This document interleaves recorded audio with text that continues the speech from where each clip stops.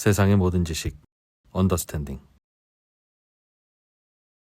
네, 자 언더스탠딩 시작하겠습니다. 자, 오늘은 또 이제 우리나라 나라 걱정 시리즈 그렇습니다. 중에 하나인데 석유 이야기. 우리나라가 석유가 한 방울도 안 나는 나라인데요. 네, 석유 수출이 많죠.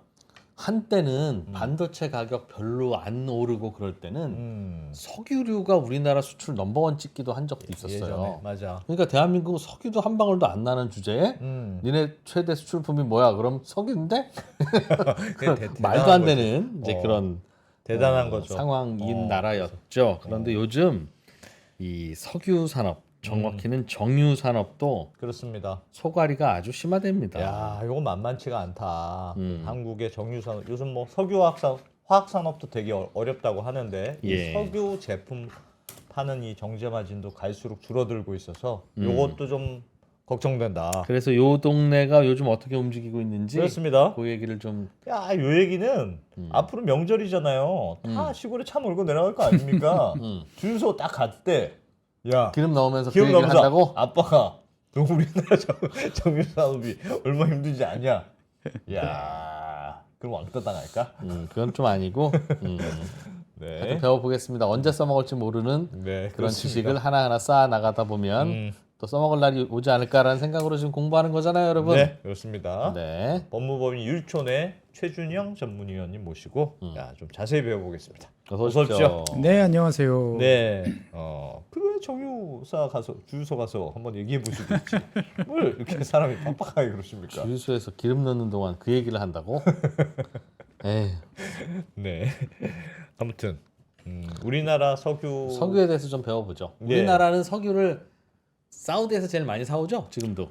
뭐 중동에서 많이 이제 들여오는 게 제일 많다라고 보시면 되겠습니다. 그러니까 뭐 그동안에 이제 석유 수입선 다변화 뭐 이래 가지고 이제 그동안에 여러 가지 지원을 해 보고 노력을 했는데 중동이 압도적으로 싸요.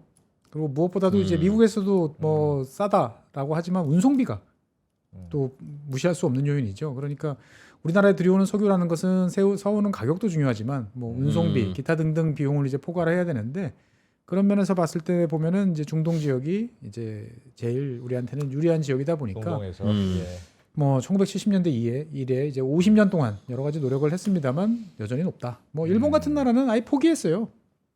그냥 중동에서 계속 들여오지 뭐. 그냥 예. 우리는 그래도 뭐 틈만 나면은 어디 딴 데 좀 없나? 좀 네. 싸게 들여올 방법 다변화 없나? 없냐? 근데 일본은 뭐 그냥 중동에서 많이 들여오면은 많이 들여오는 대신 싸게 들여와. 이게 더 낫지. 뭐 이런 전략으로 이제 나가는 것 같습니다. 네. 그러다 보니까 이제 우리나라 같은 경우에 보면은 1년에 소비하는 이제 석유가 이제 뭐 보통 한 10억 배럴 좀 안 됩니다. 예. 예. 그러니까 63 빌딩으로 따지면은 한 400개? 와.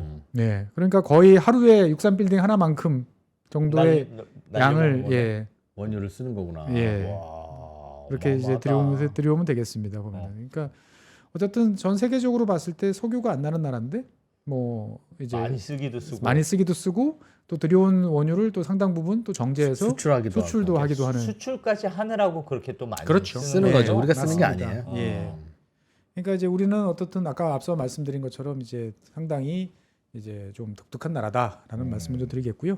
그래서 아까 수송 기간 잠깐 말씀드렸는데 화면 잠깐 보실까요? 화면 잠깐 보시면 중동 뭐에서 한국으로 이제 들여오면 이제 호르무즈 해협 통과를 하면은 보통 한 빨리 들어오면 20일, 뭐 중간에 좀 섰다 와다 하면은 이제 한 30일, 한 달 정도 걸린다라고 이제 보시면 되겠고, 미국 같은 경우에 보면은 이제 상당히 먼 길을 돌아오는 경우들이 많기 때문에 한 40일 정도 걸린다. 운하를 지나올 수 없어요. 파나마 운하를. 배가 사이즈가 커가지고 이제 그런 면이고, 우리나라 같은 경우에는 이제 전 세계 이제 25개 나라에서 79종류의 석유를 들여온다라고 이제 보시면 되겠습니다. 와. 다변화가 좀 꽤 돼 있네요. 그러니까 중동이 지금 한 72% 되고요. 예. 미국이 많이 올라왔어요. 미국이 최근 들어서 이제 한 20%좀 넘는 이제 수준이 되는데 이게 이제 좀 있으면 이제 국정감사 기간이잖아요. 예. 예, 국정감사 때마다 항상 이제 논란이 되는 게 가운데 이제 아래쪽 가운데 있는 이제 거래 유형별이라는 거에 보면은 장기 계약이냐, 현물 계약이냐. 현물이냐, 이게 이제 또 항상 이제 또 좀 논란이 되죠. 싸게 사왔냐 아니냐. 그러니까 이제 가격이 막 급등할 때는 장기 계약을 해놨으면 싸게 들어오는 거죠. 그런데 가격이 막 폭락할 때는 장기 계약을 해놨으면 오히려 손해를 보고 그렇죠. 예, 들어올 수밖에 없는 거죠. 그러니까 이래도 혼나고 저래도 혼나는구나. 트집 잡히기 시작하면. 예, 가격이 막 올랐는데 막 한 2년 전에 이제 가격이 막 떨어진다고 그래가지고 장기 계약 예약하냐 그래가지고 장기 계약 안 했어요. 예. 근데 가격이 막 폭등해. 그러면 이제 왜 장기 계약 안 했냐 그러면 다시 또 의원님이 그때 하지 말라고 이럴 수는 없잖아요.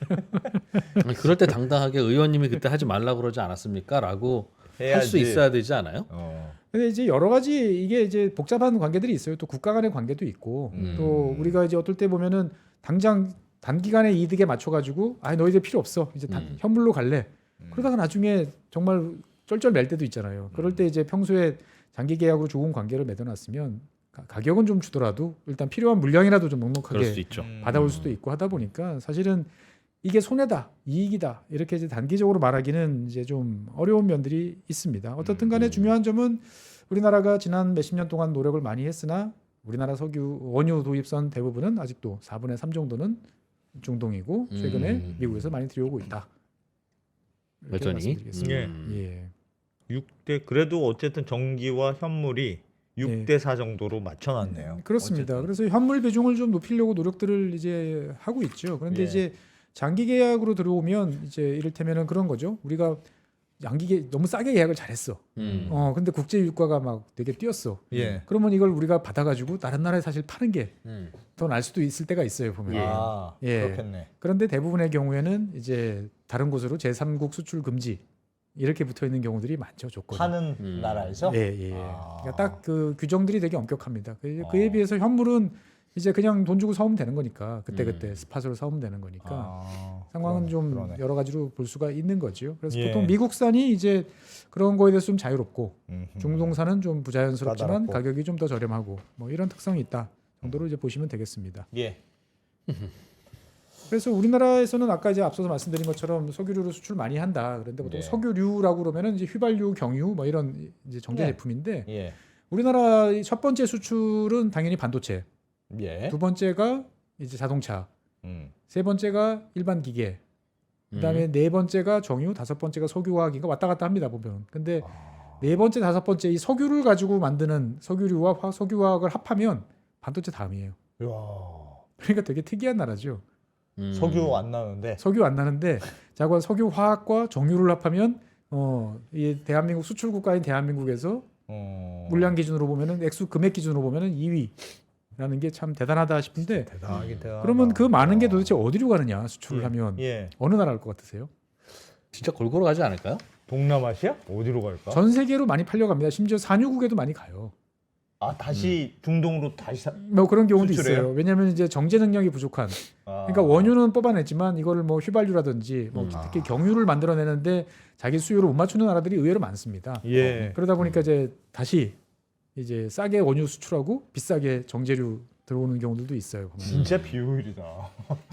우리가 중국에서 김치 사다 먹는 것도 그런 거예요. 멀리 보내서 거기서 만들어 다시 가져오는 그렇죠. 거니까. 그러면 이거 왜 안 해라고 생각하지만 뭐 기본으로 수조 원 단위로 투자를 해야 되는데 정제. 예, 하는데. 그렇게 목돈을 투자해가지고 그거를 한 15년에 걸쳐서 회수를 하려면 이게 쉽지 않은 판단이죠. 그러니까 아유 그냥 사서 써 네. 라고 이야기하는 거고 실제로 화면 보시면 최근 들어서 이제 가장 어디가 많은 나올까? 이제 그 석유류 제품이 수출되는 곳은 호주입니다. 호주. 호주에 많이 팔아요. 예, 뜻밖이죠. 와. 예, 일본, 싱가포르, 뭐 미국, 필리핀 뭐 이렇게들 이제 많이 이제 나가고 있는데 예. 미국으로 가는 거는 우리가 이제 항공유가 많습니다. 예. 항공유. 이제 어. 대한민국이 세계 제1의 이제 항공유 수출 국가입니다. 그래요 또. 예, 참고로 이제 항공유 같은 경우에는 이제 휘발유는 아니고 엄밀히 예. 말하면 등유죠. 등유에다가 여러 가지 첨가제를 넣어서 섞어서. 좀 약간 걸쭉한 거. 그러니까 잘 얼지 않도록 어. 하고 이제 순도로도 높이고 그래가지고 그 최대한 많은 에너지 밀도를 넣되 예. 이제 고고도에서도 이제 제대로 작동할 수 있도록 만드는 이제 그런 계열인데 우리나라가 이 항공유 수출은 자관 세계 넘버 원입니다. 그 말은 자기들 쓸 거 충분한데도 많이 만든다는 얘기겠네요. 그렇죠. 그러니까 많은 나라에서는 정유업이라는 거는 내수 산업이에요. 필요한 만큼 원유 들여와 가지고 자기들이 쓰고 하는 조금 건데. 남으면 옆 나라 일부 보낼 때도 있고 조금 모자라면 조금 갖고 올 때도 있고 그런데 한국은 이거를 이제 작심하고 수출 산업으로 만들자 라고 그래가지고 진짜 우리나라 열심히 산다. 열심히 살았죠. 열심히 살고 그 와중에 사실 리스크 테이킹도 많이 하고. 예. 그러니까 이를테면 일본 같은 경우에는 꽤 오랜 기간 동안 초대형 유조선을 바로 접안을 못 시켰어요. 왜냐하면 그러다 기름 새면 어떡해? 그러니까 나눠서 조그마한 유조선으로 이거를 환적해가지고 예. 들어오다 보니까 당연히 단가도 높아지고 효율도 떨어지는데 아. 우리는 뭐 그냥 어마어마하게 큰 통째로 것들을 그냥 접안시켜가지고 물량으로 이제 가격을 맞춘 야. 거죠 보면은 이제 그런 것도 했는데 화면에 보시는 것처럼 이제 호주로 수출되는 것들이 2022년부터 갑자기 튀었습니다. 그러니까 2021년까지만 해도 이제 2021년과 2022년을 비교해 보면은 금액 기준으로 봤을 때 한 뭐 2배 이상 갑자기 확 튀는 모습을 볼 수 그러네요. 있습니다. 예, 24년. 그래서 현재 우리나라 석유류 제품이 제일 많이 수출되는 곳은 이제 호주다라고 볼 수 있겠고요. 이걸 그래프로 야. 그려 보시면 더 이쁘게 나옵니다. 이렇게 빨간색이 확 튀죠 보면은. 예. 예. 그래서 과거에는 우리가 중국에 이제 꽤 석유류 제품들을 많이 수출했는데 중국은 이제 우리 경쟁자로 이제 변신을 하다 보니까 이제 새로운 시장을 찾기 위해서 노력을 했고 이제 우연찮게 이제 호주가 그래도 몇 년 동안 우리를 좀 도와주고 있다라고 이제 말씀드릴 수 있겠습니다. 야, 특이하네. 그리고 호주 같은 경우는 이게 왜 이렇게 우리 수출을 많이 됐냐라고 하면은 호주는 정제 능력이 지금 점점 떨어지고 있어요. 공장은 있는데 무슨 이렇게 업그레이드를 안 하는 모양이죠. 그것도 있고 공장을 문을 닫습니다. 공장을요? 그러니까 이제 온실가스 저감 뭐 이런 아. 목적으로 이제 이것을 이제 폐쇄를 하다 보니까 예. 이게 이제 점점 정제 능력이 떨어지는. 세상에. 예. 그리고 이제 호주라는 나라는 어떻게 보면 자기네 원유를 이제 뭐 생산도 하고 뭐 네. 이제 정제를 해서 쓸 수는 있지만 호주라는 나라는 사실 규모가 작아요. 인구도 적고. 인구도 적고 그러다 보니까 이제 주로 이제 다국적 그 석유 메이저 회사들이 이제 정유 시설을 유지했는데 야 호주 한 나라만 유지 보고 이거를 하는 게 돈이 안 맞는다. 아. 수지 타산이 안 맞는다. 또 딱 떨어져 있고. 네 그러다 보니까 이제 그냥 문을 닫아 버리니까 수입하는 게 수입량이 당연히 늘어날 수밖에 없는 거죠. 와. 그래서 2010년이 이제 보면은 이종 740 정도 됐는데 지금은 23만 정도까지 떨어졌으니까 절반 이하로 떨어진 거죠. 그 공백을 당연히 수입분이 이제 채워주고 있다라고 이제 말씀드리겠습니다. 그러면서 우리나라 게 들어갔군요. 그렇습니다. 그 GS 칼텍스 막 이렇게 해서 파는 거예요, 우리가? SK. 그렇죠. SK 이노베이션, 뭐 GS 칼텍스. 그래서 우리나라 이제 정유 회사들 보시면 지금 이제 크게 일반적으로 정유사는 이제 4개 회사. 근데 엄밀히 말하면 5개 회사입니다. 보면은. 그래서 현대 오일뱅크부터 시작 뭐 GS 칼텍스, S-오일 그래서 이렇게 지금 이제 이야기가 되고 있죠, 보면은. 예. 그래서 어떻든 우리나라 같은 경우는 지금 여기 설립 시기를 보시면 아시겠지만 1960년대 그리고 67년, 76년 뭐 되게 오랜 옛날부터 이제 만들어 가지고 예. 지금까지 운영을 해 왔다라고 이제 보시면 되겠고요. 실제로 이제 이 뭐 석유화학 이야기를 아마 누군가 하셨을 것 같은데 이 우리나라 석유와 관련되어 있는 이 산업 입지는 상당히 이제 지역 균형 발전과 밀접한 연관이 있습니다. 아. 그러니까 그런 것도 고려가 됐어요, 당시에? 그러니까 우리나라 이제 울산에 처음으로 이제 정유소가 이제 만들어지게 된 게 이제 그 이유가 뭐냐면은 일제 시대 때, 일제 강점기 때 일본 애들이 이제 이 울산에다가 예. 정유소를 이제 건설을 하고 있었어요. 근데 어. 하다가 태평양 전쟁 과정에 이제 돈이 없고 예. 뭐 여러 가지 부족하다 보니까 이거를 짓다가 그냥 갔어요. 네. 그래서 한 75%, 80% 정도 완공된 상태에서 이제 간 거죠. 근데 이제 1945년에 독립한 이래 우리는 계속 이제 석유류 제품을 말 그대로 휘발유 따로 경유 따로 이렇게 도입하다 보니까 비싸게 도입해야 되고 미군에 이제 신세를 져야 되는 거죠. 그래가지고 이제 여러 없는 돈을 털어가지고 미국에 또 원조도 받고 뭐 누구도 끌어들이고 해서 힘겹게 이제 62년에 만들었는데 생각보다 수요가 폭발했습니다. 그러니까 당연히 이제 이거를 더 늘려야지라고 이제 생각을 하지 않겠습니까? 예. 그래서 이제 당시에는 이제 석유공사 이제 국영으로 이제 운영을 하고 있었는데 박정희 대통령이 이제 1964년에 이제 여기 이제 순시를 예. 하려고 그러면 이제 딱 계획을 만들어 놓은 거죠. 차트에다 딱 걸어가지고 확장 계획, 돈이 얼마 들고 시간 얼마 네. 했는데 보고를 받고 치워버린 거예요. 네. 골고루 다른 지역에도 균형 잡히게 해야 된다. 아. 예. 그래서 이 당시부터 벌써 이제 호남 푸대접론이 이제 등장을 하고 있었어요. 와. 그래서 이제 지금 들으면 상당히 웃긴 표현이긴 하지만 예. 호남 푸대접 시정위원회라는 게 만들어져서 그 당시 활동을 하고 있었어요. 와. 그러니까 이제 호남 지역에 꽤 유지분들이 이제 모여서 단체를 만들었는데 그래서 자관 호남 쪽에다가 아니면 충청 지역에다가 한다. 라고 그랬는데 그 대상지가 결국 이제 여수로 된 거죠. 그래서 GS 칼텍스가 GS 되고. 칼텍스 들어가고 그다음에 석유화학 단지가 이제 들어가고 아하. 예, 이제 그렇게 된 거죠. 그래서 어떻게 보면은 참 옛날 이야기지만 까마득한 옛날 이야기지만 옛날 당시 기사를 보면 되게 치열했어요.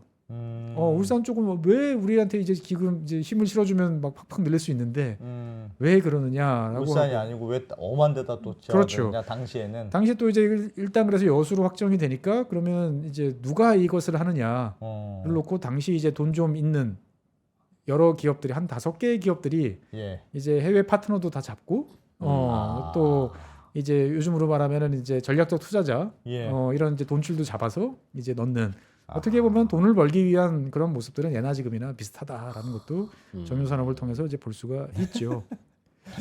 예. 그래서 이제 우리나라 정유산업 같은 경우에 보면 특징이 뭐냐면은 이제 그 대규모 그러니까 한 시설당 이제 규모가 매우 크다라는 점을 이제 강조드리고 싶어요. 그래서 대규모. 예, 화면 보시면 아시겠습니다만 이제 단위 정제 시설당 그러니까 시설 하나당 정유소 하나당 정제 능력으로 보면 세계 1위입니다.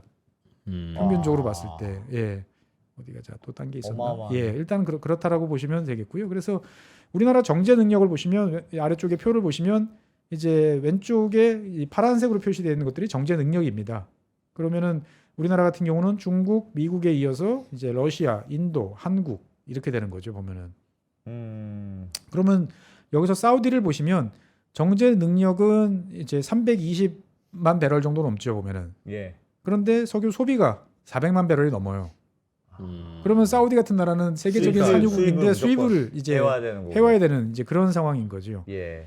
그래서 어떻게 보면은 석유 이 중에서 석유가 정말 한 방울도 안 나는 나라가 있느냐 그러면 이제 일본하고 일본도 조금 나긴 합니다만 예. 뭐 거의 안 나는 거죠. 그러니까 우리나라하고 일본이 좀 독특한 이제 그런 면이고. 근데 어떻든 간에 뭐 러시아 끄덕끄덕, 사우디 끄덕끄덕 다 할 만한 나라들이다 생각되는데 의외의 나라가 이제 인도인 거죠. 인도가 우리나라보다 이 석유 정제 능력이 더 많다라는 점에 대해서 보면은 상당히 좀 관심을 이제 기울일 필요가 있다라고 말씀드리겠습니다. 어쨌건 우리는 세계 5위의 정제 능력을 가지고 있고 이런 정제 능력을 기반으로 해서 세계 7위의 이제 석유 소비를 이제 하고 있는 나라다. 많이 만들고 많이 쓰고. 많이 쓰고. 네. 그래도 정제 설비당 정제 능력이 좋다는 건 그래도 효율이 잘 돼 있는 그렇죠. 공장을 돌린다는 뜻이네요. 제가- 사이즈는 좀 네. 지금은 뭐 넘버원은 아니지만. 그러니까 이제 그러니까 다른 나라에 가서 이제 정유소들을 만나 이제 우연찮게 지나가다 보면은 우리나라 이제 울산이나 이제 여수 기억을 하다가 보면 예. 되게 귀엽다. 예, 되게 작다. 이런 경우들도 종종 만났어요 보면은. 예. 그러니까 최근에 지어진 것들은 다 규모가 이제 엄청 크죠. 예. 근데 이제 옛날에 만들었던 정유업체들은 이제 규모가 작은 경우들이 많고, 근데 우리나라는 이제 작은 거에서부터 지속적으로 이제 계속 스케일업을 이제 해온 거죠. 그러니까 대한민국 제조업의 핵심이 어떻게 보면 스케일업이에요. 양을 키워서 볼륨을 키워가지고 단가를 낮추고, 그다음에 그 와중에 새로운 노하우를 터득하고 남들이 가보지 않은 길을 간다. 이게 이제 대한민국 제조업의 성공 패턴이었는데 최근에는 이제 중국이 우리보다 한 10배쯤 더 크게 만드니까 이게 이제 문제인 거죠 보면은. 야. 어쨌든 우리나라 이제 왼쪽 그래프를 보시면 아시겠습니다만 정제 능력은 처음에 우리나라에서 자체적으로 휘발유를 만들던 시절보다 한 100배쯤 늘어났다. 예, 이제 보시면 되겠고요. 그래서 우리나라에서 규모가 제일 큰 이제 회사는 이제 SK 이노베이션이 이제 한 40% 좀 안 되는 규모로 제일 크고요. 그다음에 이제 GS 칼텍스, 그다음에 이제 그 아람코 이제 자회사로 이제 분류되는 이제 S오일, 예, 그다음에 이제 HD 현대오일뱅크 이렇게 이제 구성이 돼 있다라고 이제 보시면 되겠습니다. 그러니까 어떻게 보면은 우리나라는 이제 압도적인 정제 능력을 토대로 해가지고 전 세계적으로 봤을 때 비교적 품질 좋은 휘발유를 좀 저렴하게 사용하고 있는 편은 맞습니다. 그럼 처음부터 수출을 하려고 정유 공장을 저렇게 그런 건 크게 진 아니에요. 걸까요? 그런 건 아닙니다. 처음엔 당연히 이제 수입 내수용으로. 내수용인데 이게 이제 하다 보니까 규모를 키워서 내부적으로 이제 경쟁을 하다 보니까 남아. 그러면은 이제 해외 시장을 이제 겨냥을 해서 봐야 되는데, 의외로 수출을 해볼 만하겠다라는 시장들이 이제 곳곳에 눈에 띄는 거죠 이제 보면은. 그리고 이제 때마침 이제 중국 같은 경우가 지난 1980년, 90년대 어마어마하게 이제 폭발적으로 성장을 하는데 바로 옆 나라에서 석유가 없어서 난리치는 걸 뻔히 보니까 우리 입장에서 봤을 때는 규모를 늘려가지고 중국이라는 안정된 시장에 수출을 하면 된다. 그래서 모든 산업이 사실은 중국 시장을 겨냥해서 1990년대 중반, 2000년대 들어서 한 15년 정도 어마어마한 스케일업을 했죠. 근데 지금은 중국이 자체적으로 해서 오히려 남을 정도로 해서 그렇죠. 다 이제 우리의 수출하고. 수입국에서 제일 좋은 제1의 우리 이제 수출 대상국이었다가 이제 예. 우리의 이제 경쟁 상대가 이제 되고 있는 게 대한민국 모든 산업의 이제 어려움인 거죠. 그러니까 사실 국내적으로 봤을 때 보면 이게 이제 뭐 국내에서 에너지 이야기하면은 맨날 이제 원자력, 뭐 재생에너지 뭐 티격태격 하는데 예. 사실 예. 원자력과 재생에너지가 중요한 게 아니고 대한민국을 떠받치고 있는 이 기둥이라고 하는 석유 가스가 사실 지금 상당히 안 좋은 상황이라는 거를 좀 업황이 그러니까 만약에 여기서 뭔가 문제가 삐끗하고 이를테면은 지금 정유 4사라고 보통 이야기를 하는데 이게 좀 극단적으로 보시는 분들은 이제 한 10년 지나면 2개밖에 없을 수 있어 이렇게 이야기를 하시는 분도 계세요. 그럴 수도 있겠죠. 그러면은 이제 현재 능력을 유지하면서 2개로 될 거냐? 그러니까 중국이 일단은 산업화를 시작할 때 정유 공장이 마침 없어서 네. 마침 없는데 공장 지어서 석유를 쓰려니 기다릴 수 없으니까 우리나라 걸 사갔는데 그렇죠. 슬슬 자기네도 무슨 정유 공장 짓는 게 무슨 우리만 할 수 있는 특허 기술도 아니니 그렇죠. 곧 지을 거겠다. 그리고 그들이 짓기 시작하면 우리가 경쟁력이 있기가 쉽지 않겠다는 사실을 알고도 저렇게 지은 거죠. 그냥 그래도 한 10년 정유는 그래도 이제 어떻게 보면은 전 세계적으로 수출에 대해서 비교적 눈을 빨리 떠서 예. 수십 개 나라에 지금 수출을 하고 있어요. 그러니까 예. 중국이 이제 점점 수출 물량이 이제 줄어드는 게 걔네들 계획 세우는 거 보면 나오지 않습니까? 이게 뭐 1년 만에 뚝딱 지을 수 있는 건 아니니까. 그렇죠. 그러면은 이제 그 계획이 나오면 거기에 맞춰서 수출 시장을 더 어디로 할지에 대해서 많은 노력들을 기울여 왔어요. 그러다 보니까 이제 뭐 호주도 가고 뭐 유럽도 가고 온갖 나라들을 이제 가면서 어떻게 보면 석유 화학보다는 그래도 그동안에 잘 이제 대처를 해온다고 해왔는데 예. 이게 이제 중국만 이제 키우는 게 아니고 뒤에서 말씀드릴 이제 인도까지 이제 규모를 키우다 보니까 정유와 석유화학 산업이 그렇죠. 특히 이제 정유 산업 같은 경우는 어떻게 보면 휘발유면 휘발유고 기본적인 품질만 맞추면 뭐 굳이 뭐 수입해 뭐 이게 브랜드가 어디 거냐 이게 이제 사실 차이가 별로 없는 거지 않습니까? 우리나라에서도 뭐 S-오일이냐 SK이노베이션이냐 관계 없으니까요. 라고 했을 때 옛날에는 이제 그래서 서로가 교환도 했잖아요. 예. 맞아요. 예. 그러니까 지금은 이제 폴사인이라고 그래 가지고 다 자기네 이 주유소 그것만 거를 했지만. 이제 해야 되지만 1990년대 후반까지인가요? 그때는 그냥 가까운 동네에 있는 게 쓰는 게 제일 쌌잖아요. 그러니까 그래서, 울산 가면 다 이제 그냥 SK이노베이션. 어. 그다음에 호남 쪽 가면은 다 JS에서 만들어 가지고 이제 그 지역에 뭐 SK도 공급하고 그러니까 호남에 있는 SK 주유소에도 GS 칼텍스가 그냥 석유 줬다는 거죠. 그렇죠. 예, 그러던 시절도 있었습니다. 이제 지금은 이제 다 폴사인제가 이제 정착이 돼서 예. 이제 다 자기 거 이제 이렇게 쓰는 걸로 이제 바뀌긴 했는데 어쨌든 우리나라 휘발유 가격이 세계적으로 보면 좀 저렴한 수준이에요. 사실 많은 분들이 이제 아닐 거다라고 생각하시지만 아니 우리 그 석유는 이런저런 세금이 절반이잖아요. 그렇습니다. 파는 거는. 예. 근데 수출할 때는 세금이 안 붙고 수출하겠죠? 원가로 수출하는 당연하겠지. 거죠? 다른 일단은 나라 돈이 그렇죠. 근데 이제 거기에 대해서 약간의 저 뒤쪽에서 말씀드리겠습니다만 약간 납득하기 어려운 우리나라 세금 정책이 있어요. 그러니까 뭐냐면은 우리가 보통 원료를 수입할 때 보면은 뭐 그냥 원료 수입은 그냥 우관세예요. 그렇죠. 들어올 때. 예. 예. 그런데 희한하게 원유는 관세를 붙여요. 관세를 이미 붙여서 들어와요. 3% 관세를 붙여서 들여와서 예. 예. 물론 이제 수출을 할 때는 이제 환급을 해주긴 하겠습니다만 네. 이제 기업 입장에서 봤을 때 보면 아니 이걸 굳이 왜? 라는 생각이 드는 거죠. 그리고 이제 국내 물가 차원에서 봤을 때도 보면은 뭐 굳이 왜 이거를 세금을 붙이나라는 생각이 이제 들 수가 있는 거죠. 만들어서 우리가 내수로 쓰니까 당연히 관세 붙이는 거 근데 아니에요? 원래 관세라는 거는 뭔가 우리 상품 우리 거를 보호하려고 이제 관세를 붙이는 거잖아요. 이제. 미국산 자동차 옛날에 이제 뭐 일본산 자동차 들어올 때 해외 자동차를 들어올 때 관세를 붙인다라는 것은 우리 국내 산업을 보호하기 위해서 붙이는 근데 거잖아요. 우리 것뿐인데 우리 것뿐인데 우리 다 수입해서 쓰는 건데 여기 왜 관세를 붙이지? 라는 이제 생각이 좀 들더라고요 보면은. 그것도 뭐 그러네. 예, 물론 뭐 세금 때문에 그래. 그러면 예. 세금 뭐 거둘 데가 없어서 그래. 그러면 뭐 할 말은 없습니다만 약간 이상하다라는 생각도 들고.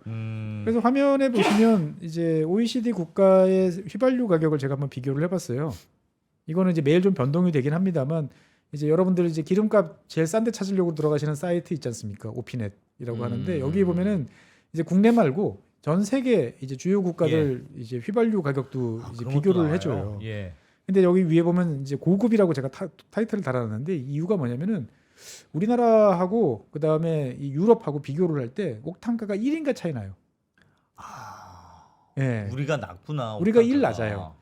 그래가지고 이거를 비교를 하려고 그러면 객관적 비교를 하려면은 이제 고급 휘발유로 비교를 할 수밖에 없는 이제 그런 문제가 있어가지고 굳이 예. 이제 고급 휘발유로 갖고 왔는데 어쨌건 우리나라 고급 휘발유 같은 경우는 지금 리터당 주유해 보신 분들은 아시겠습니다만 1,900원에서 왔다 갔다 하는 것 같아요. 뭐 예. 싼 데는 1,850원도 있고 예. 1,900 정도 넘어가는데 OECD 국가들하고 쭉 대충 맞춰보면 유럽 국가들에 비해서는 우리가 한참 저렴하다. 라는 저기 점들은 네덜란드는 이런 나라 와 엄청 높네요. 예, 네덜란드 같은 경우는 이제 산유국이긴 합니다만 예. 어떻든 여러 가지 세금, 부가금 이런 것들이 이제 많이 붙는 거죠. 독일 예. 같은 경우도 상당히 세고요. 보면은 영국도 산유국인데 상당히 센 거죠. 그런데도 높네요. 네, 그래서 어떻든 간에 우리는 뭐 세금이 많이 붙긴 하지만 상당히 이제 좀 저렴한 편이다. 이게 이제 국내에서 대규모 용량이 있기 때문에 예. 어떻든 가능한 그런 저건 산업이다라고. 세금 붙인 가격이죠. 그렇습니다. 세후 가격 기준으로 판매 비교를- 가격, 판매 네, 가격. 판매 가격, 일반 그 소매 가격 기준. 그 다른 나라는 세금이 더 많이 붙는다는 거네. 그렇지. 그렇습니다, 그렇지. 보면은. 엄청 묻는 거지. 와. 저 뭐 산유국 네덜란드 산유국 기름도 나는 나라가 예. 저렇게 저- 붙이니까 그러니까 뭐, 이제 와. 어차피 지금 사실 우리나라 같은 경우는 이제 세금 조세 당국 입장에서 봤을 때는 지금 몇 년째 우리가 이제 2022년 이후로 계속 그 석유세, 이제 유류세를 지금 계속 그 깎아주고 있잖아요. 예. 그러니까 이게 1년에 이제 몇 조씩 지금 세수 결손이 발생하니까 사실 조세 당국 입장에서 봤을 때는 이거 빨리 원복 시키고 싶을 거예요, 보면은. 근데 만약에 원복 시키면 뭐 지금보다 이제 리터당 한 뭐 100원씩 예. 정도는 이제 오를 가능성이 있겠죠, 보면은. 어쨌든 뭐 이제 상대적으로 우리는 좀 저렴하게 쓰는 편이다라고 좀 말씀드리겠고. 그러네. 예, 그래서 아까 말씀드린 것처럼 우리는 세계 5위다라는 면도 이제 말씀드리겠고. 그래서 이제 이 중요한 점은 아까 이제 중국과 인도 말씀을 드렸는데 지금 요 그래프를 한번 보시면 이 중국이란 나라가 참 어마무시한 성장을 했다라는 걸 볼 수가 있습니다. 지금 2000년부터 이제 한국, 중국, 인도 세 나라의 정제 능력을 한번 비교를 해봤어요. 그럼 우리나라 같은 경우는 2000년대 이후에 쭉 늘어나다가 2011년 정도부터는 더 이상 거의 늘어나지 않습니다. 보면. 예. 그런데 예. 이제 중국 같은 경우에 보면은 2007년 뭐 6년 요 시기부터 폭발적으로 증가하기 시작을 합니다. 보면은. 그래가지고 지금도 계속 늘리고 있어요. 와. 근데 그러니까 예전에는 뭐 우리에 비해서 뭐 한 2배쯤 되겠구나 뭐 이랬는데 지금은 이제 게임이 안 되는 정도로 네. 예 지금 늘어나고 있고 여기에 이제 더 큰 문제는 이제 인도 같은 경우도 지속적으로 이제 그 볼륨을 키우고 있다 라는 점들이 이제 여러 가지 상황을 복잡하게 만들고 있는 거죠 보면은. 야. 그래서 인도 같은 경우 인도만 따로 떼놓고 보면은 지금 화면에 보시는 것처럼 이런 식으로 지금 구별이 됩니다. 2006년, 2008년에서 2010년 한번 뛰었고 2014년, 16년에 뛰었고 그리고 2026년, 28년, 2023년, 30년 계속 늘어나요. 예. 그러니까 우리나라 정유업계 입장에서 봤을 때는 그 뭐 옛날 만화에서 나오는 것처럼 이러다 다 죽어 그만 좀 해 이 자식들아라고 이제 비명이 나오는 이제 그런 상황인 거죠. 보면은. 지금까지는 인도가 우리나라 석유 사가다가 인도 입장에서 수입 대체를 하기 시작했다고. 그렇죠. 보는데. 수입 대체를 넘어서서 이제는 수출 경쟁국이 됐어요. 근데 그 뭐라고 할 수도 없는 게 우리도 그랬잖아요. 그렇죠. 예. 우리도 그랬던 거죠. 근데 인도 보고 하지 말라고 할 수는 없지. 인도로 하지 말라고는 이제 할 수 없는 건데 문제는 이제 인도가 후발주자잖아요. 예. 후발주자는 무조건 유리합니다. 왜 남들보다 훨씬 더 좋은 거를 골라 쓸 수도 있고 아 설비를 설비를 골라 쓸 수도 있고 그다음에 이제 시행착오를 안 겪을 수도 있고 특히나 요즘에는 돈만 주면 뭐 온갖 EPC 회사들 달라붙어 가지고 엔지니어링 뭐 플랜트 건설 다 하지 않습니까? 해주니까. 예. 그래서 지금 화면에 보시는 이제 인도 잠나가르 정제 복합 단지라는 곳이 있는데 이게 세계 최대 규모입니다. 야, 그래요. 예. 넓기도 엄청 넓어 보이네. 그러니까 인도 최대 이제 재벌 기업이죠. 리라이언스 그룹이 이제 돈을 투자를 해가지고 이제 만들었는데 지금 화면에 보시면 자관 어마무시하다라는 말로 사이즈가. 예, 사이즈가. 근데 이 잠무가르 이 정제 단지 같은 경우에는 복합이라고 말이 붙어 있잖아요. 예. 그러니까 한 곳에서 석유를 정제해서 석유류 제품 만드는 거 플러스 석유 화학까지 같이 해요. 그러니까 우리나라 지금 S-오일 같은 경우도 샤인 프로젝트를 하고 있잖아요. 예. 그러면은 이제 지금은 이제 석유를 들어오면 나프타를 만들어서 이걸로 그 다음에 다시 또 다른 단계로 가야 되는데 그런 과정 없이 바로 이제 석유화학 제품을 만드는 여기서 예, 이 지금 잠나가르 같은 이런 지역 같은 경우는. 음. 그러니까 어떻게 보면은 우리나라 같은 경우는 그 동안에 석유화학도 정유도 다 예전에 만들었던 한 10년 전, 15년 전 투자를 통해 가지고 어떻게 보면 볼륨을 키워서 가격을 낮추는 쪽으로 성공적으로 잘 대응을 해왔는데 예. 문제는 이제 새로 들어오는 이제 업체들은 한 사이트에서 정유도, 그다음에 석유화학도 이제 같이 뽑아내면서 이제 원가 경쟁력을 이제 훨씬 높이는 거죠. 뒤늦게 들어온 사람들이 우리가 먼저 시작했으니까 되게 유리해가 아니군요, 이 시장. 항상 보면은 후발주자가 유리합니다. 산업혁명 때도 당연히 음. 영국이 세계에서 가장 많은 강철을 생산하는 국가였는데 예. 한 30년쯤 있다가 독일이 음. 이제 쏟아붓기 시작을 하니까 영국의 시행착오나 여러 가지를 잘 보고 있다가 훨씬 큰 아하. 사이즈로 막 하면서 이제 경쟁을 하기 시작을 한 거죠. 그다음에 영국에서는 제대로 자리를 잡지 못했던 이제 염색을 비롯한 석유화학 같은 경우도 독일이 이제 화학산업단지를 어마어마하게 크게 지면서 영국을 추월하기 시작을 했잖아요. 다 똑같습니다. 미국이 큰 사이즈를 만들어 가지고 이제 한동안 세계를 이제 공급을 하던 이제 그런 나라였는데 예. 1970년대 80년대부터 일본을 비롯한 나라들이 했고 우리나라 같은 경우도 1980년대 90년대에서 그 뒤를 따랐고 그 다음에는 이제 중국이. 근데 지금은 이제 인도까지 들어오다 보니까 전 세계적으로 봤을 때 석유 석유류 수요가 펑펑 늘면은 뭐 큰 문제가 없는데 그렇게 늘지가 않아요.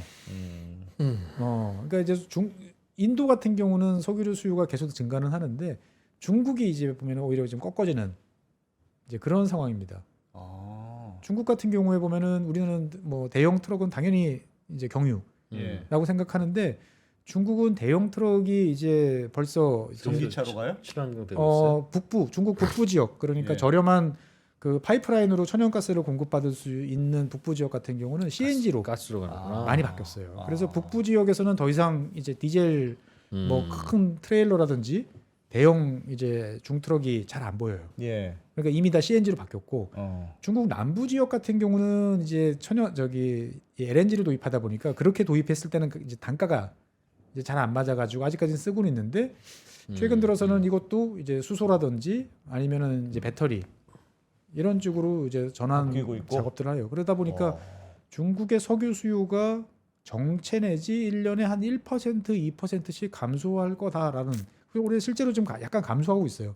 이게 중국의 경기가 안 좋아서 감소하는 건지 아니면 이게 추세적으로 봤을 때 확실하게 가는 건지는 모르겠으나 워낙 전기차도 많고. 제가 봤을 때는 이미 이제 꺾어진 것 같아요. 예. 그러니까 최근에 이제 러시아랑 다시 그 가스관 하나 더 들어오기로 했잖아요. 예.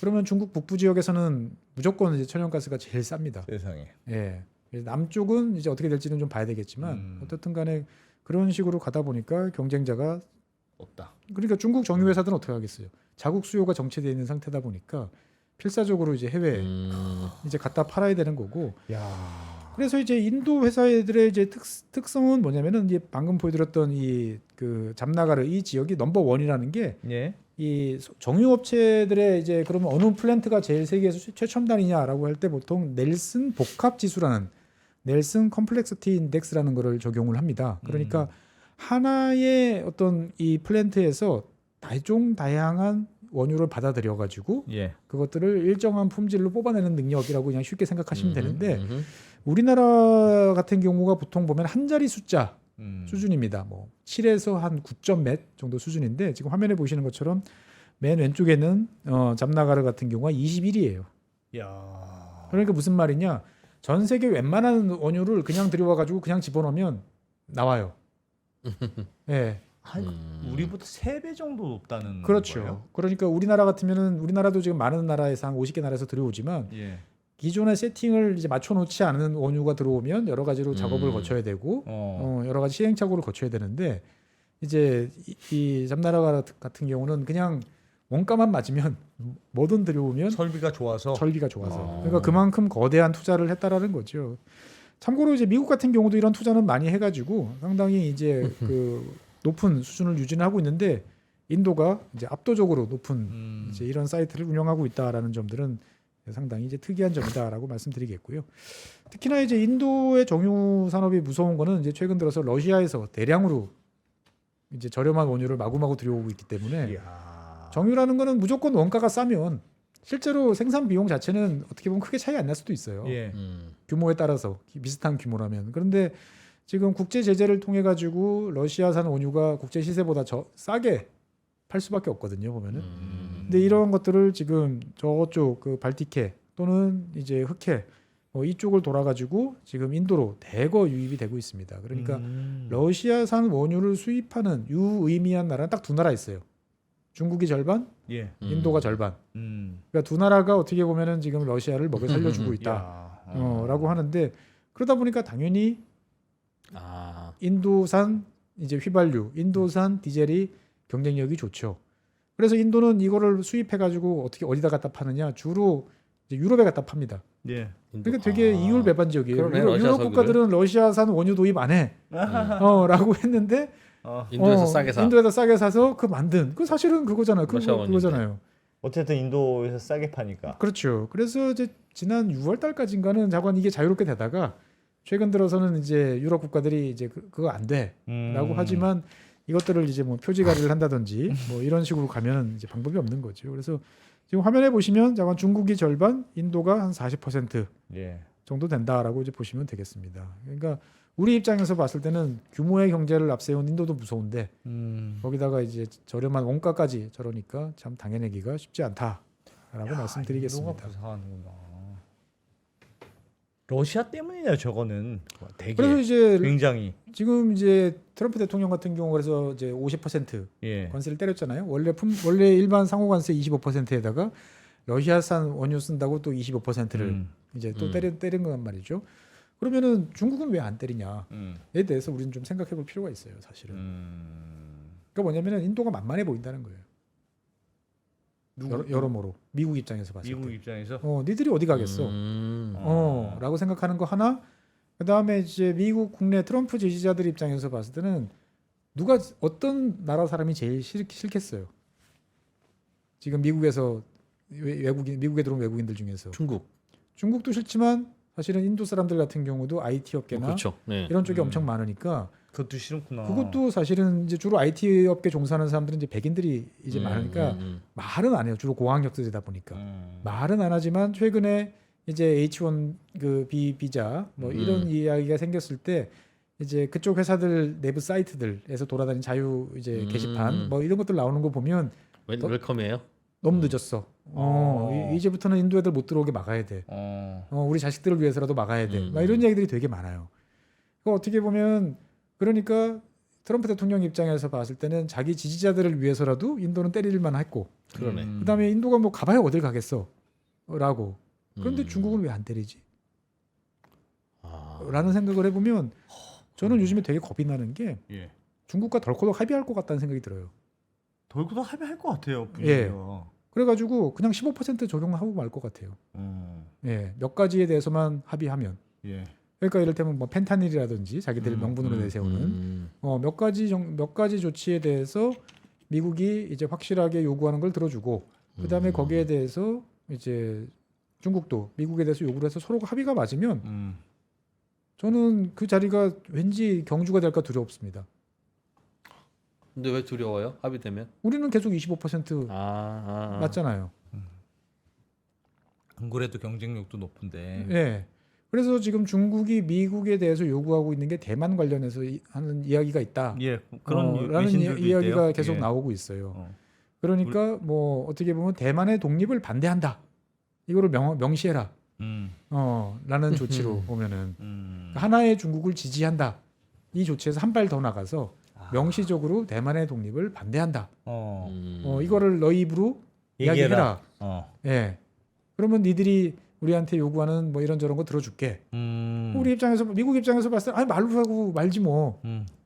라고 이제 할 수 있는 거죠. 그러면 이제 몇 년 있다가 중국이 거기서 요만큼 더 나가서 또 뭔가를 또 요구할 수도 있는 거고. 예. 예. 그러니까 뭐 살라미 전술로 미국이 이제 뒤돌아갈 수 없게 만들어 놓고 난 다음에 차근차근 하는 이제 예. 그러니까 저는 이 경주에서 어떻게 보면은 우리나라에서 벌어지는 회담인데 대한민국 뜯어먹기 회담이 될 가능성도 되게 어머나. 높을 것 같다라는 생각도 많이 들어요. 그러면 선물 줘야 되잖아요.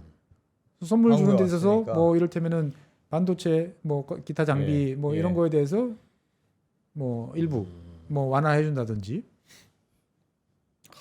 그다음에 이제 중국 기업의 큰일이다. 미국 투자 뭐 확대. 예. 그러면 이제 알고. 배터리 같은 경우 지금 미국 같은 경우는 이제 ESS가 어마어마하게 지금 많이 들어가고 있거든요. 예. 근데 ESS는 잘 아시는 것처럼 삼원계로는 이제 좀 곤란하고 LFP가 돼야 되다 보니까 우리나라 미국에 진출하는 업체들이 이제 뒤늦게 LFP로 이제 좀 라인을 바꾸고 있는데 예. 중국 업체들이 그냥 들어가 가지고 100억 달러, 200억 달러씩 투자해 버리면 네, 물론 거기도 이제 비자 때문에 고생은 좀 하겠습니다만 우리 입장에서 봤을 때는 그동안에 투자한 거 다 날리고 그러네요. 네. 그래서 사실 지금 상황이 썩 좋지가 않다. 많이 안 좋은데요, 많이. 예, 그러니까 왜 중국은 25% 추가 부과 안 해? 라는 이제 생각이 자꾸 드는 거죠. 중국은 무서우니까. 미국도. 그러니까 부담스러우니까. 그렇죠, 부담스럽다는 거죠. 그러니까 이제 그게 부담스러우니까 그러면서 그래도 중국에 대한 제재가 뭐 이를테면 관세 기준으로 보면 계속 30%, 35%는 유지할 거야. 이게 될지 그냥 어느 날 갑자기 15%로 훅 가고 대신 중국이 이제 지금 아르헨티나나 그 호주에 저기 어디야 브라질에서 들어오는 콩을 전량 다 미국으로 수입하겠다. 예. 그래서 지금 미국 농부들 많이 파산하고 있지 않습니까? 콩은 풍작인데 중국이 지금 단 한 톨도 수입 안 하거든요. 예. 그게 10월 말 정도가 아마 시점일 거예요. 그때까지 뭔가 타결이 안 나오면 썩어 나가기 시작합니다 이제. 어떻게든 그때까지 해결해야 돼요. 해결해야 그 되는 콩을 거예요. 어떻게 예. 할 건지. 예. 지금도 이미 창고가 넘쳐나고 있는 상태이기 때문에 한국이 좀 사준다 그러는 건 씨알도 안 먹히겠지? 네 뭐 얼마나 살 수 있다 그러냐? 그렇죠. 어. 예. 어.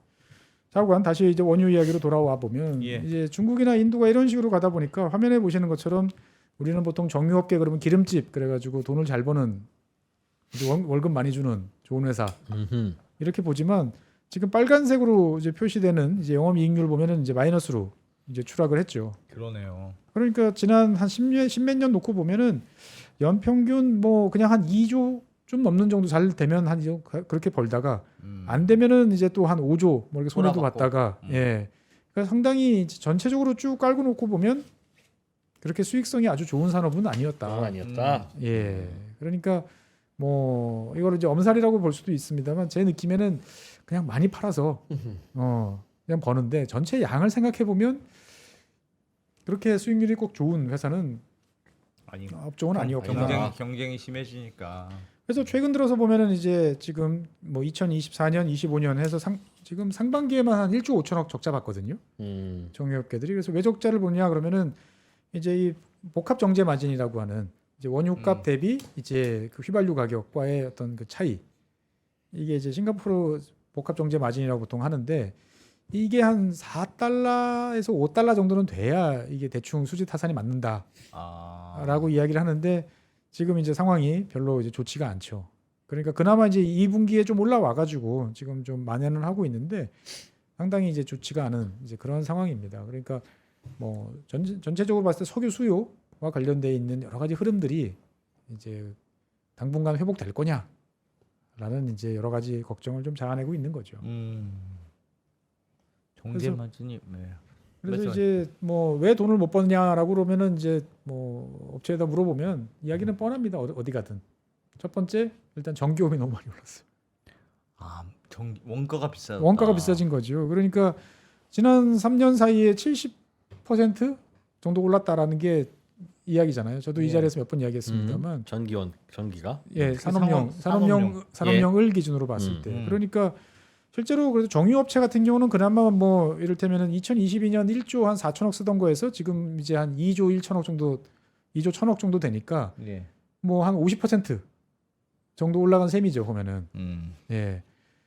여기는 그래도 뭐 정유업은 낮다. 뭐 이렇게 이야기도 해요. 그러니까 이제 특히 이제 전기로 고철 녹여 가지고 철강 만드는 이제 이런 회사들 같은 경우에 보면 원가 부담이 뭐 어마무시하게 늘어났죠. 근데 어쨌든 지금 보면은 너무 전기요금이 안 오르다 보니까 그냥 전기요금에서만 1년에 한 7, 8천억씩 돈을 더 내는 거예요. 와.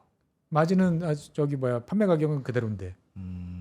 라고 하다 보니까 사실 돈 벌기가 쉽지 않다. 그러니까 어떻게 보면 지금 뭐 아까도 말씀드렸다시피 이제 뭐가 더 좋은 전기냐라는 걸 따지기 전에 대한민국의 제조업이라는 것은 결국 제조업은 전 세계 제조업은 뭐 하나 쌓아야 됩니다. 뭐라도 사람값이 싸던 땅값이 싸던 원료가 싸던 네. 뭐 하나 확실히 싸야 경쟁력이 생겨요. 예. 그거에 기반해서 나머지를 커버를 하는데 대한민국은 지난 50년 동안 전기요금을 싸게 만드는데 놀라운 재주를 보여왔습니다. 예. 사실 말이 안 되죠. 다 수입인데. 음. 근데 그걸 어떻게 했냐? 자관 뭐 여러 가지 마수가 같은 일을 하면서 싸게 했는데 이제 그게 없어지다 보니까 지금 전체적으로 어렵다라는 말씀 이제 드리고 싶고요. 그다음에 앞서 말씀드린 것처럼 이제 관세 같은 경우에도 우리나라는 3% 이제 관세를 부여를 하고 있는데 예. 전 세계적으로 이제 원유 수입에 대해서 관세를 부과하는 나라는 이제 미국, 칠레, 한국 이렇게 세 나라입니다. 그런데 미국이랑 칠레는 자기네 나라에서 원유를 생산을 해요. 그런데 수입산이 더 싸. 그래서 들어오면은 자기네 이 원유 산업이 이제 어려워질 수도 있으니까 보호하는 측면에서 관세를 물릴 수가 있죠. 예. 근데 대한민국은 원유 생산이 없는데 왜 관세를 물리냐? 물리지? 저거는 처음부터 저렇게 했습니까? 그 저도 다 옛날서부터 못 따져봤는데 네. 꽤 오래됐어요. 꽤 3% 오래됐고, 관세를 왜냐하면 붙인 게? 이 업체들이 이거 해달라고 이거 좀 문제 있다라고 이야기한 게 꽤 많이 거슬러 올라가더라고요. 약간 초반에 저도 잘 모르겠습니다만 약간 그때는 국가가 석유 산업을 지정해 줬잖아요. 지원해 주니까 너 그만큼 이제 세금 내 하고. GS 뭐 너희들이 하잖아. 그렇죠. 그렇죠. 독점적인 산업이니까. 내가 독점권 주니까 그렇죠. 돈 좀 내. 뭐 이렇게 가져간 거 아닌가? 그러니까 이제 예전 같으면 그냥 꿀꺽하고 넘어갔을 텐데 예. 지금은 이제 전기요금 이렇게 올렸는데 이거라도 좀 내려주시면 뭐 이런 이야기들을 이제 자꾸 하는 것 같습니다. 보면은. 아니 근데 전기요금이 그게 그 많이 들어요? 그러니까 정유하는데 그걸 뭐 끓일 거 아닙니까? 그러니까 이제 그거를 이제 기본적으로 그거를 원유를 전기요예요? 가지고 하지만 그 네. 설비를 운영하고 거기에 들어가는 각종 모터부터 시작해가지고 각종 플랜트를 가동시키는 데는 기본적인 기본적인 드니까. 전기 그리고 어마어마한 규모 사이즈다 보니까 당연히 이제 들 수밖에 없는 거죠. 보면은 석유화학도 마찬가지고 예. 예 그러니까 사실 전기라는 것은 그냥 당연히 들어가는 비용인 거죠. 그렇죠. 그런데 그 비용이 그렇죠. 3년 새 70%가 올랐다. 그래서 저 개인적으로는 이제 대만의 TSMC가 과연 이제 앞으로도 지금처럼 돈을 얼마나 잘 버나 좀 째려보고 있어요. 왜요?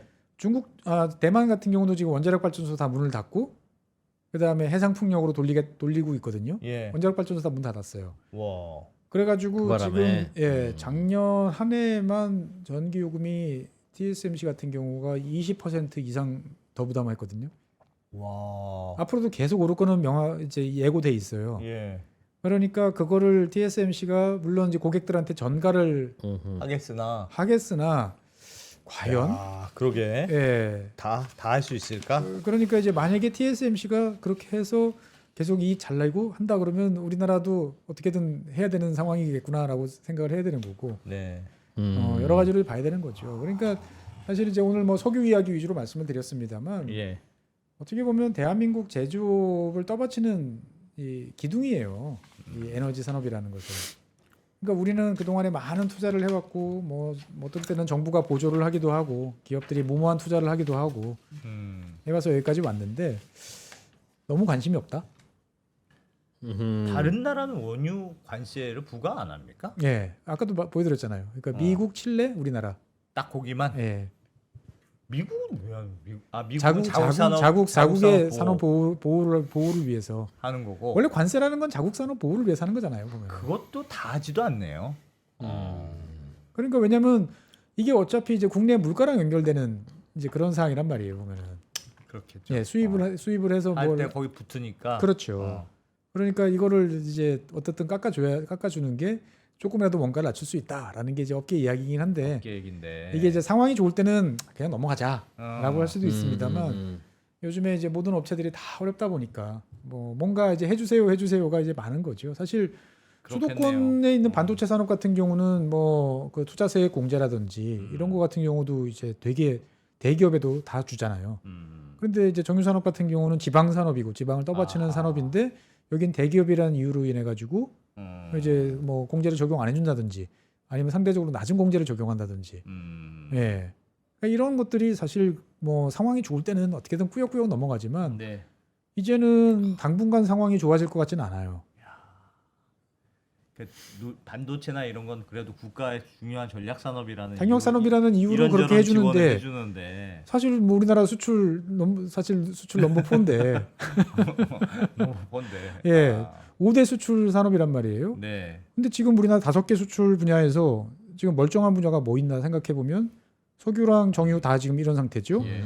그다음에 자동차 관세 요즘 뭐 그다음에 때문에 철강 이제- 같은 경우도 지금 미국에 거의 뭐 수출 못 하고 있는 상태죠. 예.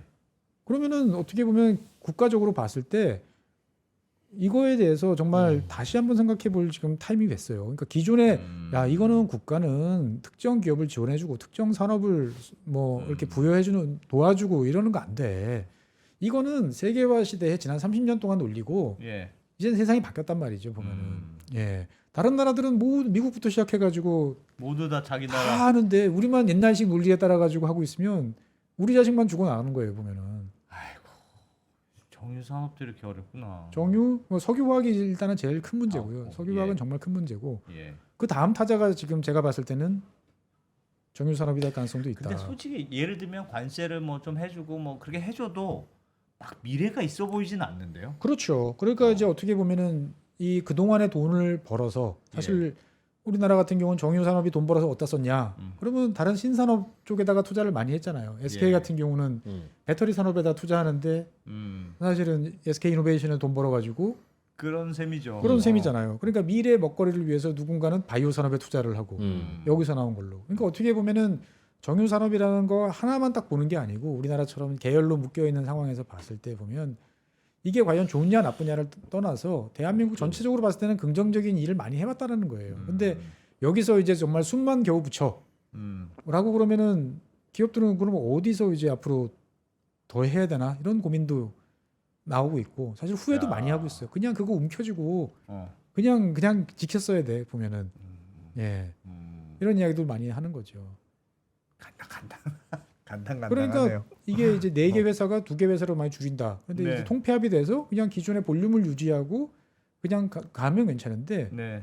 이게 이제 스크랩 되면서 전체 용량이 한 절반 가까이 줄어든다. 그럼 우리가 수입해야 돼요. 이제 잘못하면 수입해야 돼. 쓸 수도 몰라요 미래에는. 예. 단가가 안 나오면 단가가 안 그럴 수 있겠죠. 나오거나 뭐 여러 가지로 인해 가지고 지금 같은 경우에 보면은 석유화학도 마찬가지고 정유도 마찬가지고 이거 유지 보수 관리와 관련되는 여러 산업들이 잘 발달해 있으니까 안정적으로 이거를 유지할 수 있는 역량 사람들이 있었단 말이에요. 근데 이게 한번 확 어려워져 가지고 그 분야가 취약해져 버리면 다시 하고 싶다고 그래 가지고 할 수 있느냐? 못 한단 말이죠, 보면은. 이거 만약 관세를 면제해주면 그만큼 기름값도 싸지는 효과가 있을까요? 그러니까 이제 별로 그거는 없- 효과는 있는데 진짜 싸질 거냐에 대해서는 중간에 이제 마진으로 많이 먹을 것 같긴 한데. 근데 이제 우리나라 이제 이 마진이라는 것은 사실 대한민국에서 벌어지는 문제가 아니고 싱가포르에 따라서 왔다 갔다 해요. 예, 우리나라 휘발유 가격도 싱가포르 가격에 맞춰가지고 예, 도매 가격에 맞춰가지고 지금 이렇게 왔다 갔다 하다 보니까 야. 여러 가지 변수는 좀 있습니다만 어떻든간에 뭐 꼭 정유산업뿐만 아니고 정부가 해줄 수 있는 것들은 좀 적극적으로 이제 해주고 대신 기업들은 거기에 대해서 어떤 몫을 이제 할 것인지에 대해서 좀 해봐야 된다. 와, 진짜 한국 산업이 요즘 위기는 위기네요. 뭐 네, 하나 오래된 산업 중에 뭐 하나 괜찮은 게 없네요. 괜찮은 게 지금. 없어요. 그러니까 뭐 어떻게 보면은 아까도 인도 이야기했지만 뭐 인도는 최첨단 시설 설비 막 예. 가고 있고 뭐 중국도 마찬가지고. 근데 우리나라 뭐 울산이나 이런데 이제 다녀보시면 정말 1970년대 만든 설비들 이리저리 덧대가지고 얼기설기한 거 아직도 많아요. 이거 사실 뭐 수백억 수천억 필요하지만 몇 년 나눠서 하면 그렇게 큰 부담 아니거든요. 이게 이렇게 우리가 이제 정유 산업을 키운 이유가 아마 석유 화학까지 고려해서 그렇죠. 그런 산업의 그 전체 라인을 생각해서 그럼요. 사이즈를 키운 걸 텐데 되게 전략적 판단을 잘했죠. 석유 화학 산업 안 좋죠. 지금 예. 거기도 박살나고 있지. 예. 여기 지금 더더군다나 이제 안 정유도 될 것 마찬가지지만 석유화학 같은 경우도 이제 중동 업체들, 중동 국가들이 이제 대규모 증설에 지금 계속 나서고 있어요. 예. 끝판왕들이죠. 사우디아라비아 같은 경우는 생산 원가로 따지면 3달러예요. 그러니까 그거 어떻게 이깁니까? 그거 어떻게 그거? 담당해요? 어. 예. 그러니까 안 되는 산업이니까 접자. 그렇게 그냥 따 접을 그렇게, 거냐? 그렇게 그러면? 따지면 대한민국에서 할 게 없어요 아무것도. 아, 예. 그러니까 전략적으로 정말 이제 고민을 좀 해봤으면 고민을 좋겠다. 좀 해보자. 예. 우리나라 정유 산업. 야, 그 동안은 그래도 돈 잘. 옛날 한때 정유 산업이 돈 잘 버는 그런 직원 월급 많이 주는 그 대표적인 회사였는데 근데 아까도 이제 공장에서 이렇게 몇 명 없어 버튼만 누르면 된다. 그렇죠. 근데 이제 잘 보시면 아시겠습니다만 아까 네. 화면에 보신 것처럼 그냥 2007년부터 보면은 2주 중간에 4주 한 두 번 있었고 네. 아예 그 코로나 때 확 꺾어졌다 5조씩 적자 받다가 10조. 그러니까 1년에 정유산업 전체 통틀어 가지고 한 2조 5천억 정도 벌었다 보면 대충 맞을 것 같아요. 전체 다 해서 예, 다 해서 한 회사가 아니고 우리 지금 삼성전자나 이런 회사들 보면은 이제 분기당 몇 조씩 모은데 세상에. 그러니까 1990년 2000년대 초반은 정유산업이 정말 돈을 잘 버는 산업일 수 있어요. 그런데 이제 그 인식 때문에 얘네들은 신경 안 써줘도 잘해 할 거야라는 거는 어떻게 보면 시차가 있는 거죠. 그러니까 근근히 자기 앞가림하던 산업이었는데 지금은 이제 자기 앞가림도 힘들어지는 산업이 되고 있다. 그럼 과연 어떻게 할 것인가? 석유화학처럼 어떻게 그 꼴 도와줘야지? 당하도록 내버려 둘 것인가? 관세 3% 관세라도 좀 어떻게 좀 고민해보자.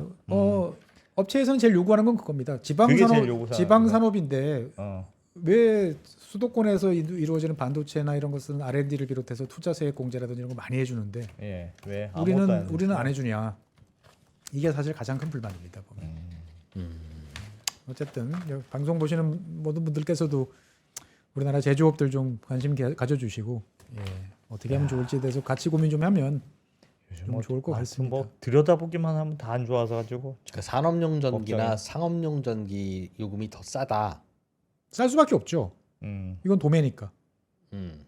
고기로 따지면 가정용 전기는 정육점에서 이쁘게 마트에서 네. 이렇게 목살 딱 해가지고 쫙 정렬해서 갖다 주는 전기고 원가는 더 싸죠. 우리 맞아. 코스트코 가면은 저쪽 뒤편에 보면은 비닐로 대충 둘둘 말아서 이렇게 나온 갈비살 이렇게 덩치들 있지 않습니까? 그 집에 칼질해서 제가 맛있게 먹으면 하는 똑같이 거니까. 먹을 수 있어요. 예. 내가 그런 수고를 해야죠.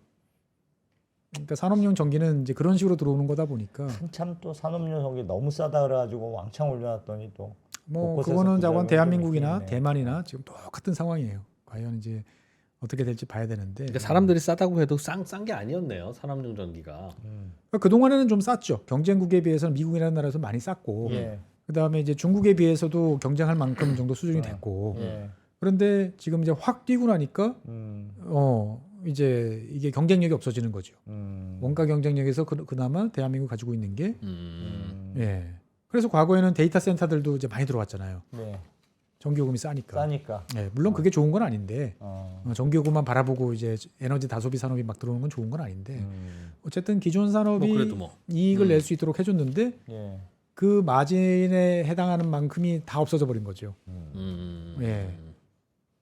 그러니까 업체들 입장에서 봤을 때는 당연히 돈을 못 벌고 돈을 못 그만큼 벌면 이익률이 떨어지고. 이익률 떨어지고 그러면 결국은 그게 반전의 계기를 못 잡으면 결국 사업 접던지 축소하던지 이 방법밖에 없는 거죠.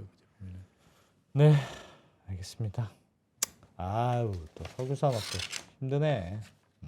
근데 뭐 정부가 뭘 더 해줄 수 있는 방법은 그러니까 이제 저 많지는 않은 것 어떤 이제 많지는 않아요. 시청자분께서 말씀하셨는데 이제 산업전기 왜 특혜주냐고 주장하던 분들도 많이 계시죠. 네, 그때는 그게 사실은 맞을 수도 있어요. 교차 보조라는 걸 통해 가지고 예, 너무 싸게 줬으니까 한동안. 뭐 어떻게 보면은 이제 가정은 좀 비싸게 과거 이제 70년대 마인드로 너무 했던 거 아니냐 그때는 맞을 수도 있어요. 근데 지금은 상황이 다 바뀌었단 말이죠. 그러니까 너희들 예전에는 그렇게 특혜를 받았으니까 지금 그만큼 고난을 겪어 라고 말하기에는 상황이 너무 급반전됐다. 여러 가지 상황이 좋지 않다.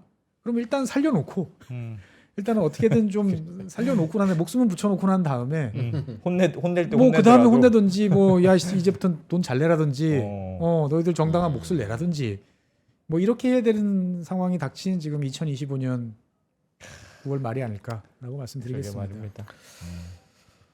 답이 잘 없네. 알겠습니다. 참 네, 우울한 이야기에 대해서 우려한 죄송합니다. 이야기. 네. 또 정유산업도 이 기회에 한번 들여다봤네요. 근데 답이 없죠? 결국은. 없어.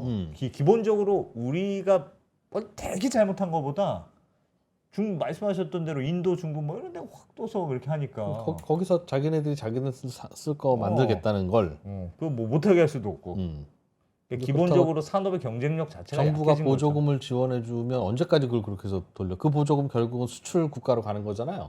인도, 중국의 인민들이 석유를 싸게 쓸 수 있는 것에 우리나라 정부 세금이 쓰이는 거잖아요. 그렇게 볼 수도 있고. 음. 어떻든 간에 점점 상황은 안 좋아져요. 아프리카 국가들도 최근에 중국에서 설비를 대거 도입하다 보니까 예, 알겠습니다. 고민해보자. 정말 쉽지 않은 상황이다. 쉽지 않은 시절 보자. 조턴 시절 진짜 다 갔네. 갔네. 고난의 행군을 이제 준비해야 고난의 됩니다. 행군이 시작된다. 네, 최준영 박사님 오늘도 재밌는 산업 이야기. 재밌다고 하긴 좀 그러네. 그러니까 네, 이러니까, 긍정적인 말씀을 좀 드리고 싶었는데 요즘엔 참 그게 어렵네요, 보니까. 그러니까 공대 가면 안 되는 거예요, 이렇게. 화공과 뭐 언제는 뭐 뭐 이런 데. 공대가 나라를 살린다면서. 아니, 뭐. 나라는 살리지. 근데 이제 본인들은 죽지. 공대 가면. 아유. 네, 알겠습니다. 최 박사님 잘 들었습니다. 네, 고맙습니다. 감사합니다. 감사합니다.